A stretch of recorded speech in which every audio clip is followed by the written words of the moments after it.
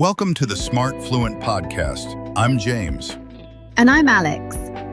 We're here to help you decode the intriguing world of human behavior While elevating your English fluency to a masterclass level. Today, we explore a shortcut that governs your life.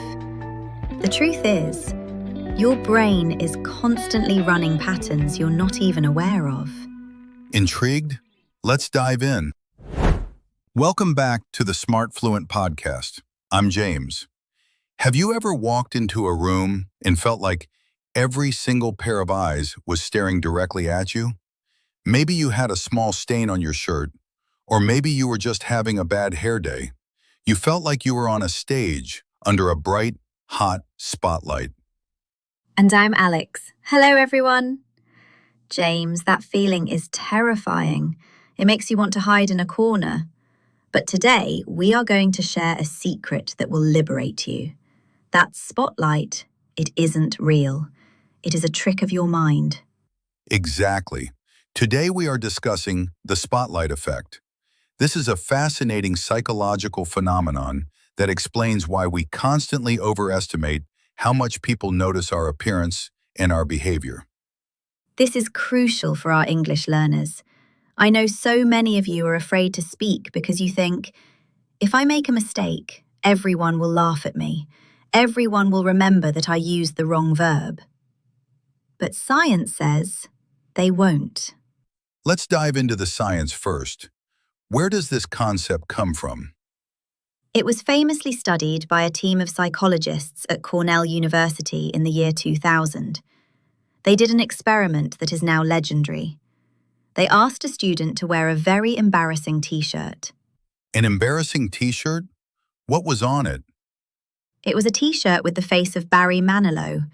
Now, no offense to Barry Manilow, but for university students in the year 2000, he was not cool. He was the opposite of cool. So, this poor student had to walk into a room full of other people wearing this shirt. I can imagine the anxiety. The student probably thought 100% of the people would notice the shirt and laugh. Exactly. The psychologists asked the student, "How many people do you think noticed your T-shirt?" The student guessed that 50% of the room noticed it, half the people. That seems like a reasonable guess. It's a strange shirt. So what was the reality? The reality was shocking. In fact, only 23% of the people noticed, less than a quarter. The student overestimated the attention by double. That is incredible. So we think half the world is watching us, but in reality, most people are too busy thinking about themselves. Precisely. This is the core of the spotlight effect. We are the center of our own universe. We see the world through our own eyes, so we assume everyone else sees what we see. But they don't. They are the center of their own universe. They are worrying about their own shirts, their own problems, and their own dinner plans. This explains so much about social anxiety. Let's make this practical. Imagine a scenario at work. You are giving a presentation. You are speaking English, which is not your native language. Suddenly, you freeze. You forget a word. In your mind, that silence lasts for an hour.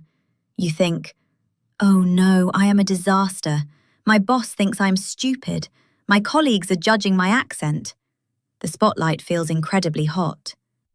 But what is the audience actually thinking? The audience is probably thinking, "I wonder if this meeting will finish on time," or "I need to send that email." Or, if they notice you pause, they might just think you are taking a breath. They don't label you as stupid. They move on instantly. So the mistake that keeps you awake at night, other people forget it in 5 seconds. Yes. Think about it, James. Can you remember a small, embarrassing mistake that your friend made 3 years ago? Honestly, no. I can remember my mistakes from 10 years ago, but I can't remember my friend's mistakes. Exactly. And that proves the point. Nobody is keeping a record of your failures. You are the only one holding on to them. This is such a relief. But Alex, how does this apply specifically to learning English? Because for our listeners, speaking is the biggest fear. It applies perfectly. The spotlight effect causes a performance paralysis. You are so afraid of the spotlight that you stay silent. You don't participate in meetings. You don't talk to strangers when you travel. You miss opportunities because you are protecting an image that nobody is even looking at. So if we accept that nobody cares, we become free? Yes, being ignored sounds sad, but actually it is a superpower. If nobody is watching closely, you have the freedom to experiment. You have the freedom to make mistakes. You can say, he go, instead of he goes, and the world will not end. I love that perspective. It's freedom through obscurity. Okay, so we understand the problem. The spotlight is in our head. How do we turn it off? What is the strategy? I have a technique called the external focus. When you feel that anxiety rising, when you feel the eyes on you, consciously move your attention outward. How do we do that? Instead of thinking, how do I look? Do I sound smart? Look at the person you are talking to. Look at their eye color. Listen to their words. Focus on their message. When you are truly listening to someone else, you cannot be self-conscious. You cannot be in the spotlight if you are shining the light on them. That is brilliant.